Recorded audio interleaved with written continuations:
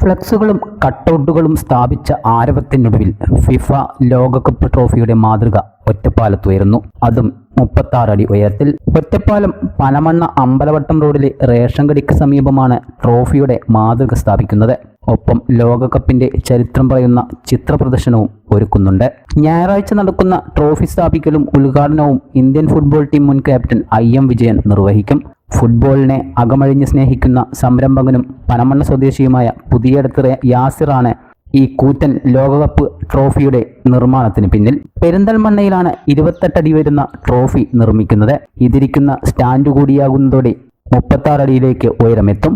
6 ലക്ഷം രൂപയോളം ചെലവഴിച്ചാണ് ട്രോഫിയുടെ മാതൃക നിർമ്മിക്കുന്നത്. ട്രോഫി സ്ഥാപിക്കുന്നതിന്റെ ചുറ്റുമായാണ് ലോകകപ്പ് ചിത്ര പ്രദർശനങ്ങൾ ഒരുക്കിയിരിക്കുന്നത്. ട്രോഫി സ്ഥാപിക്കുന്നതിന്റെ ചുറ്റുമായാണ് ലോകകപ്പ് ചിത്രങ്ങൾ പ്രദർശിപ്പിക്കുന്നത്.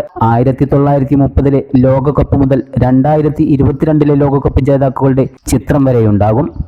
ഓരോ ചിത്രത്തിന് കീഴിലും ഫൈനലിൽ എന്ത് സംഭവിച്ചുവെന്ന വിവരങ്ങൾ ഉൾപ്പെടെ ഇതിൽ ഉണ്ടാകും. ഒപ്പം ലോകകപ്പിൽ പങ്കെടുക്കുന്ന 48 രാജ്യങ്ങളുടെ പതാകകളും പ്രദർശന നഗരിയിൽ പാറിക്കളിക്കും. കഴിഞ്ഞ ലോകകപ്പ് കാലത്ത് നെയ്മറിന്റെ ഏറ്റവും ഉയരമുള്ള കട്ടൗട്ട് ഒറ്റപ്പാലത്ത് സ്ഥാപിച്ചത് ബ്രസീലിന്റെ ആരാധകൻ കൂടിയായ യാസിറിന്റെ നേതൃത്വത്തിലായിരുന്നു. വേൾഡ് കപ്പ് ഒരു മാതൃകയാണ് ഇവിടെ കൊണ്ടുവരുന്നത്. ഞങ്ങൾ ആ ട്രോഫിൻ്റെ ഹൈറ്റ് ഒരു 28 അടി ട്രോഫിയുടെ ഹൈറ്റ് ഉണ്ട്. ഇതിന്ന് ബേസിൽ നിന്ന് 28 അടി പോകുന്നത്. പിന്നെ അതിലുപരി നമുക്ക് ഇവിടെ ഒരു ചരിത്രം വരണം. ഫുട്ബോളിൻ്റെ ഒരു ചരിത്രം ആദ്യ വേൾഡ് കപ്പ് തൊട്ടിട്ട് അവസാനം വേൾഡ് കപ്പ് വരെ അതിൻ്റെ ചരിത്രങ്ങൾ ഇതിൻ്റെ ഉള്ളിലുണ്ട്.